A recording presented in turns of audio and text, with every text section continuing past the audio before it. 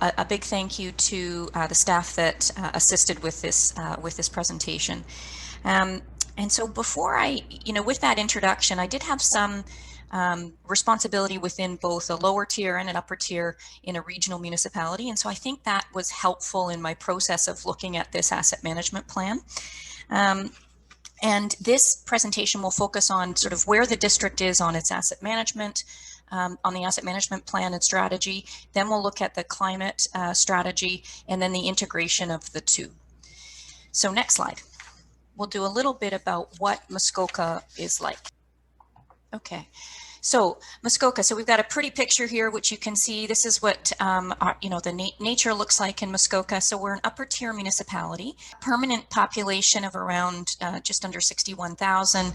And then of note is the seasonal population, which swells to, somewhere around the 80 to 82,000 mark each year. And certainly, during COVID, we felt that last summer, during our COVID summer, when people couldn't travel as much and were staying home, they were definitely coming up north to Muskoka.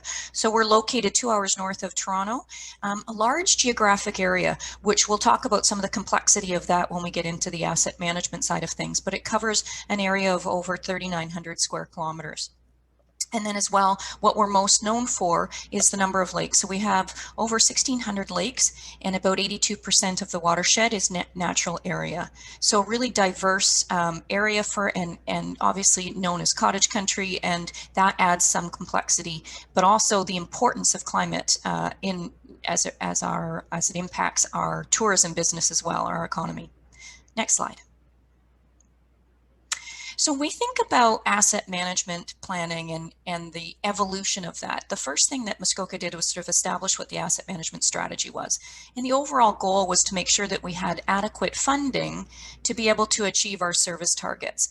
And then the other part was looking at, okay, if we're looking at an asset, the whole life cycle of that asset matters. And how do we make an impact on that cost overall over the entire life? And so we broke it down into some main components. And so the first one there is the non-infrastructure solution. So were there things that weren't related to infrastructure that we could do to extend the life or reduce costs for maintenance or rehabilitation, such as flood mitigation or naturalization? And then maintenance activities, what are we doing to make sure that we maintain or achieve the useful life that we were expecting? Were there significant maintenance things that needed to happen in the renewal phase that would achieve an extended life of that asset? And then when we looked at replacement, what do we use to inform that replacement? How do we dispose of that asset? Is it possible to repurpose it? And then from an expansion perspective, the District of Muskoka doesn't grow. It's a pretty modest growth. I think it's pretty small compared to some of our urban municipalities to the south of us, but we're about 1% growth per year, just under that. But what does that look like? What's the demographic look like for the district? Will that lead to expansion of services? And then the overarching thing within the asset management strategy was, how do we prioritize what we're going to do with our limited funds? And so we've chosen to do it based on a risk assessment. So based on the probability of failure of an asset failure. Okay, next slide. And so when we look at our asset management plan, we have the history is that we started, we did our first asset management plan in 2014. And it was, we did it for just the core infrastructure, road, bridges, water, and wastewater. And then the next iteration, or the 2.0, was in 2018. Now it's based on an inventory of 2016 values or replacement values.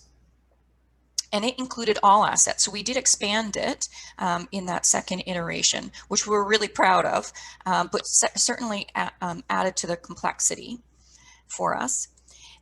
We did levels of service. We assumed the current level, and that is an area for improvement for us. One of the big shifts that we had between the 2014 version and the 2018 version was that we moved from prescribed useful lives that was determined as a result of the tangible capital assets, so the financial PSAB requirements, and we moved into estimating the remaining life based on condition assessment. And that was a huge shift for us. And what it ended up doing was it actually reduced our funding shortfall for our long-lived assets, particularly in water and wastewater.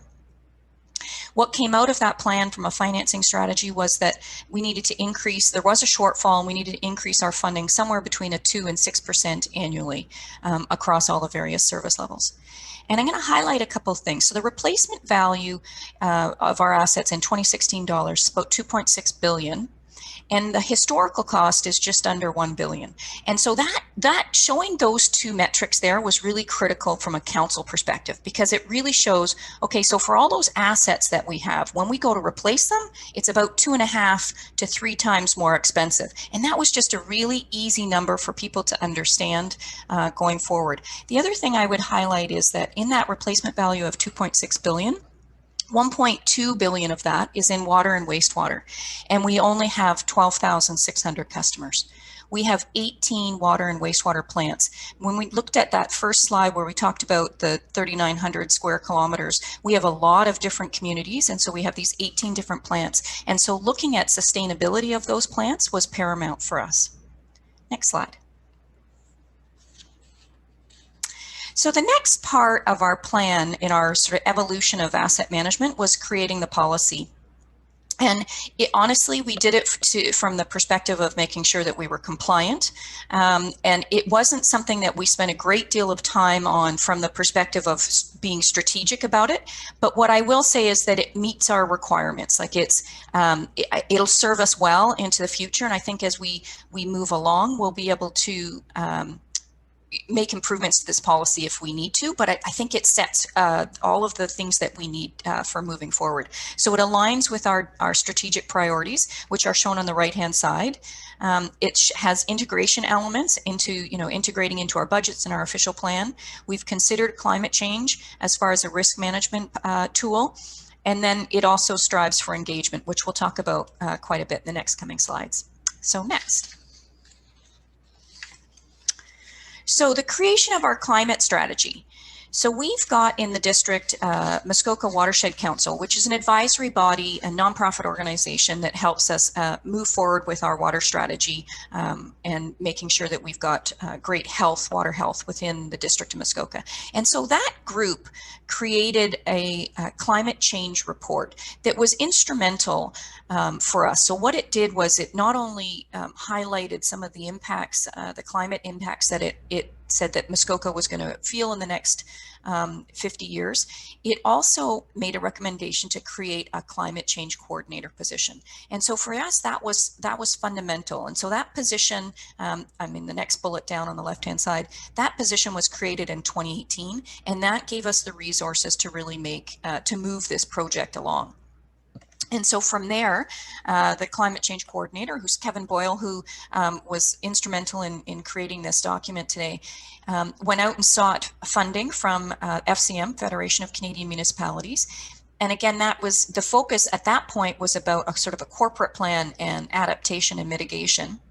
We formed an internal steering committee, and we'll talk about sort of the importance of that collaboration, because that brought together the asset management folks as well as the groups that were fundamentally responsible for, say, our buildings and our water and wastewater facilities. The next thing we did was we took a look at that climate change report that was done from the Muskoka Watershed Council and really looked at the changes within the district that were going to be expected. And some of those are highlighted on the right-hand side of the slide. So we're expecting, temperatures to be on average warmer by 3 to 4 degrees, 17% more precipitation, particularly between the late fall and early spring. And so what's the impact of that on our stormwater as well as our flood mitigation efforts? In the summer, we're going to have 7 times more likely to have temperatures exceeding 30 degrees. So what does that do for, our buildings and as well, particularly our social housing buildings? And then on the winter temperature side of things, we're going to have 64% more winter days that are above freezing. So how does that impact our operations? From our perspective, we think it's more freeze thaws, right? So what does that reflect, or how does that reflect in our operations and our maintenance? So they looked at all those to help inform how they wanted to move forward on some action plans. We also looked at municipal other municipal plans for best practices. And as well, they looked at what were we doing already. So they took a look at, because before we had the climate change coordinator, there was a lot of people doing a lot of things in a lot of different areas. And so it was about getting together all of those pieces of information to show what we were doing already. So then they looked at creating a vulnerability assessment and what kind of mitigation options were there. And then from there, they developed the climate strategy as well as the action plan. So next page. And so ultimately what came out of that group was Muskoka's climate strategy, and we've called it a new leaf. And so on the right-hand side of the slide, you can see a couple of the pictures that we've used or graphics that we've used within that. And there's 6 components to the new leaf. The first being the District of Muskoka's Corporate Climate Change Action Plan, or MCAP. And that's made up of 23 goals and 84 action items. And we'll talk a bit about those, but it's really about looking at how we can mitigate issues or climate change issues, as well as being more resilient should they happen. The second and third parts of the components of the plan or strategy were related to greenhouse gas. And so it's both looking at a corporate and community baseline, as well as reduction plans going forward. Then it was the fourth option was our fourth component was outreach and education. So how do we go to our lake? We've got a lot of lake associations within the District of Muskoka, and reaching out to our school boards as well to really educate people on what they can do to support the climate strategy. Partnerships, that's about looking at what other municipalities, so our lower tier municipalities, as well as utilities, other organizations that we can partner with to advance our program, and then really searching out funding. And so next slide. And we'll move into some of our successes. So on the asset management side, I would say that one of our key successes that we've had is really in the education side. And so it's about on 2 levels. At the staff side of things, it's cross the involvement that we've got going now cross-departmentally is growing and improving. And I think everybody's aware that this is a critical function that we've got to manage going forward. And then the other thing that it did was really educate district council, so our elected officials, on the infrastructure deficit and what we're doing to mitigate that or achieve sustainability in the future. When we looked at our infrastructure, we're not doing too badly. 66% of our assets are in good or very good condition, which is something to be lauded. But how do you keep moving the bar on that one is what the asset management plan is all about. We did look at as well, which I was really proud of, is the water capacity allocation strategy. So we created a document that really systematically looked at all of our various water plants, what the capacity was, and what how do we allocate that that capacity out to developers, and in a consistent and fair manner that was smart as well. So how do we drive development in areas where we've got capacity? And then we'll show a lot of information about what we've done on our floodplain mapping and the implications to our asset management. We've maintained our level of service despite all the various challenges that we had. The other thing that I would say is a success is the financing strategy. So we've increased our reserves, or council has approved increases to our reserves to match our asset management plan recommendations since the 2018 document was received. And I'm really proud of the fact that they've done that, even in years when it's been a challenge to do so. And then the last one is technology. We're in a shared IT partnership arrangement at the district with 2 other lower tiers. And we've just made recommendations to move forward with an asset management tool or platform moving forward. Next slide. The last item in asset management that I would say is a success is one of the big parts of our strategy is engagement. And we now have a tool that's really that's working, and it's helping us with engaging with our clients and residents. And it's called Engage Muskoka. And it's based on a platform called From Bang the Table. And it allows 2-way communication and surveys, and allows us to do frequently asked questions and map the stages of projects. And so on the right-hand side, you can see the dig in downtown. And so that's a really large water and wastewater replacement project that's right in the downtown of Huntsville, and it will go through the summer. And so it, obviously it's met with a lot of contentious issues because of, not only because of COVID, but also because of the fact that the downtown will be dug up during the prime tourist season, but this tool allows us to engage with people on it. Next slide. So looking at our successes for climate strategy. I think the biggest one was that the climate strategy was unanimously passed by resolution of council, and it does support our action plans moving forward. The inventory for our greenhouse gas emissions, the baseline, has been completed for both the corporate and the community. And we've established really ambitious greenhouse gas reduction targets, 50% by 2030. And then the other one that's really interesting that we've just implemented this cycle of our committee, and the picture is shown on the bottom right, where you can see a camera lens, is that there's a climate lens tool that's being piloted for our committee reports.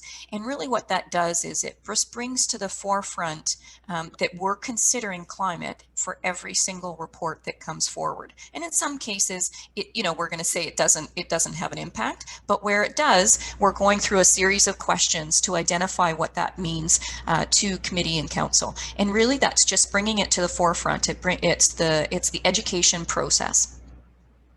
We implemented a new web map service called GeoHub, and we've got some demonstrations of some of the tools in future slides.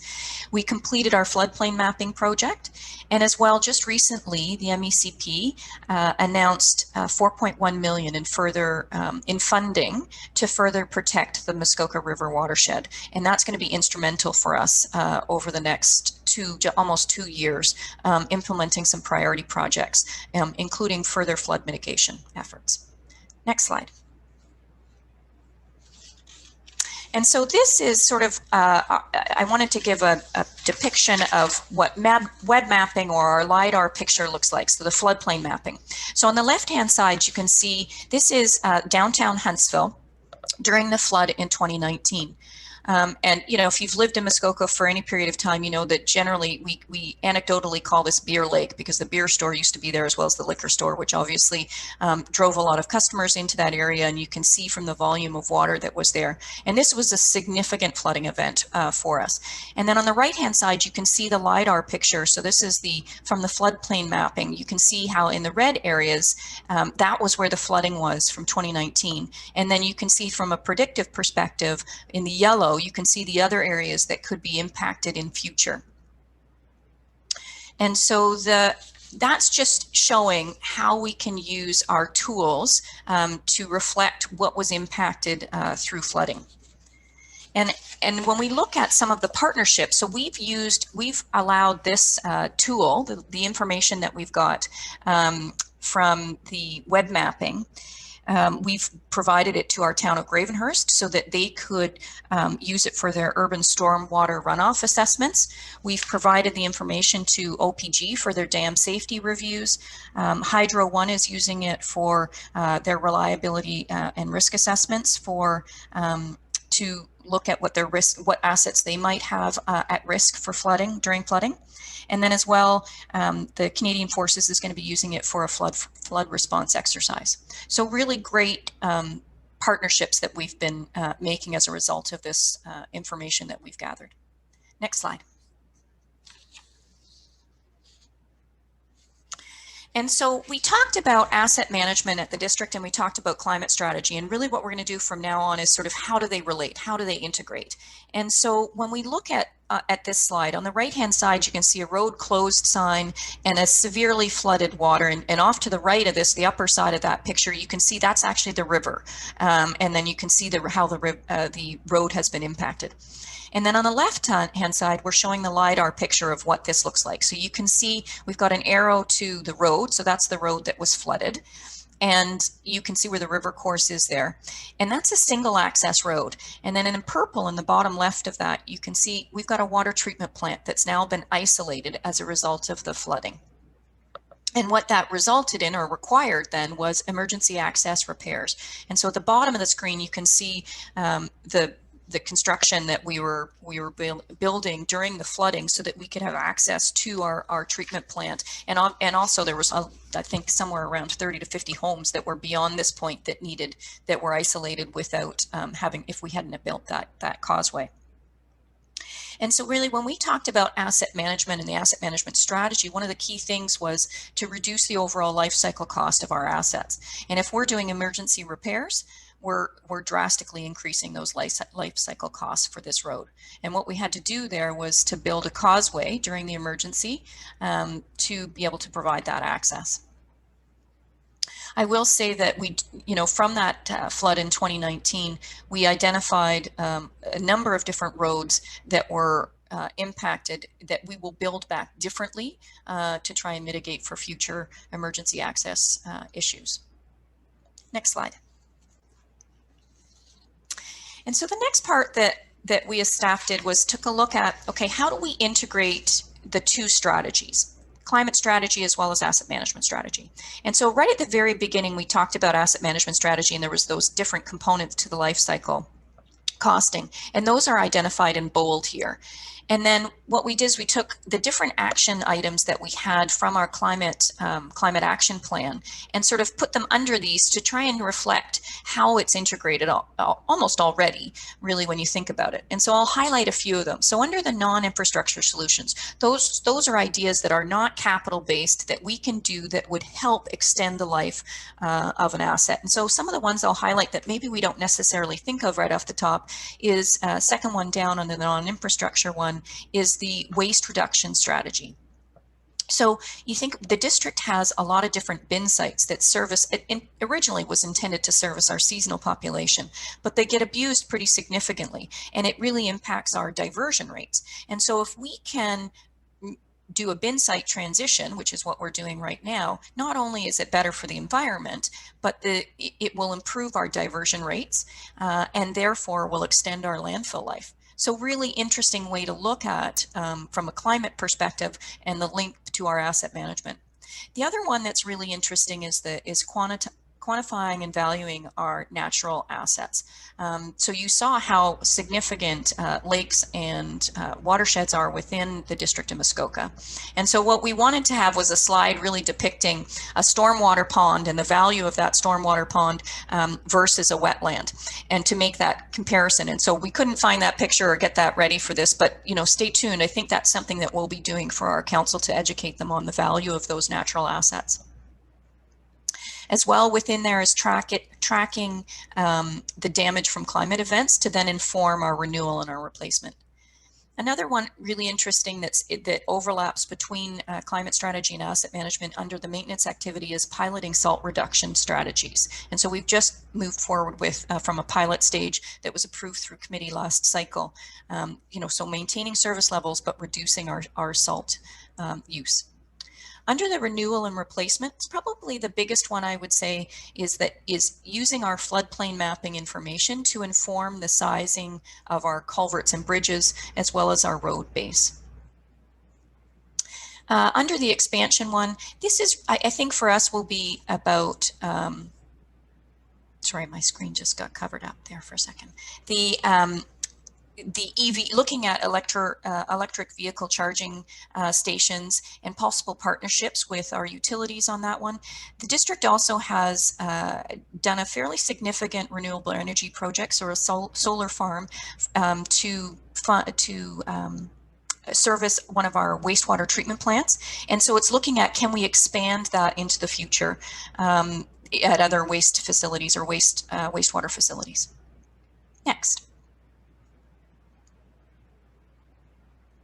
So here's another great LiDAR picture on the left-hand side. So this is the Big East River, and you can see on the left-hand side of that screen is Highway 11. And the picture, unfortunately, I didn't have, which is a friend of mine took a picture from, I think it was the flood in 2016, where there was a beaver swimming down Highway 11. And I couldn't find the picture because it was too long ago, but it would have been perfect for this this presentation, because it reflects that it's not only a provincial issue, it's a municipal issue as well.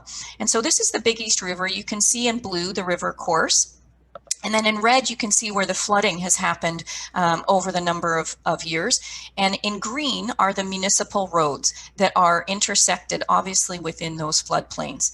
And then in yellow, those are the different the different paths that the river has taken over the last, I think I was told 10,000 years. So it gives you an indication of the fact that flooding is going to happen again, and it's just a matter of time of when that's going to happen. And then on the right-hand side, you can see some of the emergency repairs that we've had to do. And so when we looked at our floodplain mapping, some of the stats are really interesting. So within the town of Huntsville, 13% of the properties within the town are within the floodlines, and in Muskoka Lakes it's even more. 25% of the whole or the properties within Muskoka Lakes were within the floodlines. So it just gives an indication of not only the municipal infrastructure that might be impacted, but the residential assets that might be impacted as well. And so for Muskoka as a total, we have about 8,500 buildings that are situated within the floodlines. Now, that doesn't necessarily mean it's a household. It could be a garage or a minor structure, but there's that many structures that could be impacted by flooding.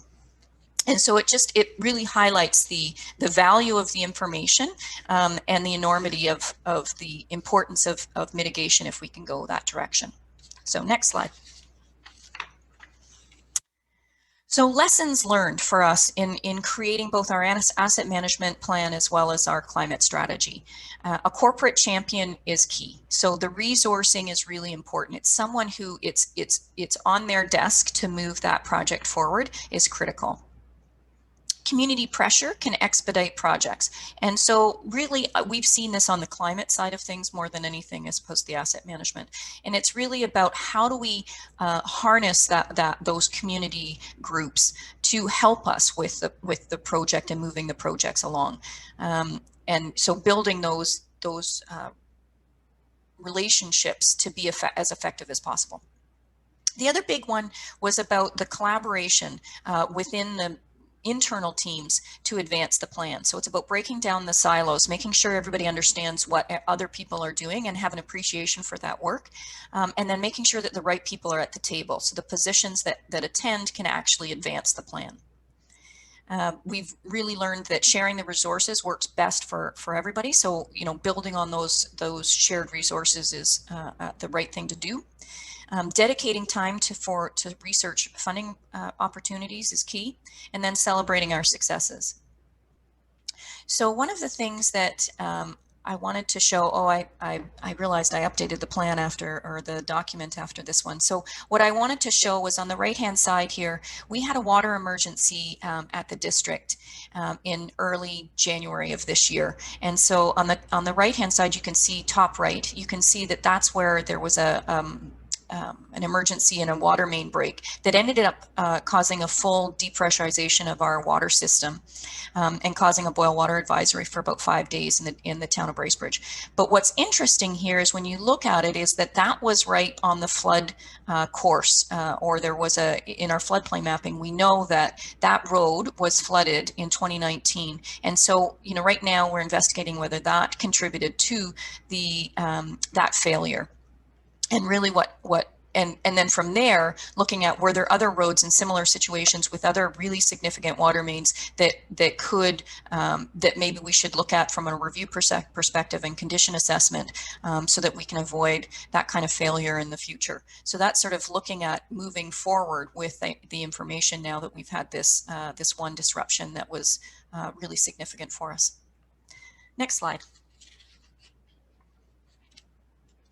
Okay, so I think this is an older version of our presentation actually, and so I'm going to maybe, so the next steps, these are not the next steps, and so I'm going to just maybe read off my notes here to help us move along. But it's really, it's about continuing to foster a culture of collaboration, and integrating climate change into our day-to-day operations, and assessing the risk of asset classes based on predicted climatic changes into the middle of the century, And then the other one is as I mentioned at the top, we've just recently awarded a contract to implement our new work order system and asset management system.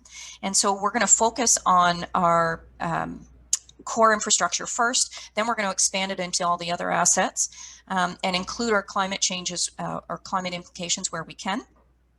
And really what we're excited about with that new piece of software is that we will be able to do financial modeling to show council where we should best spend our limited resources or limited funds.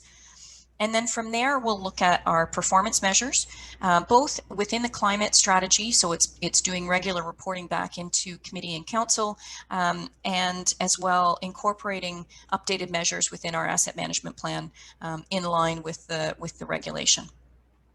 And then longer term is looking at our levels of service and our growth into and how we adapt or adopt those into the plan.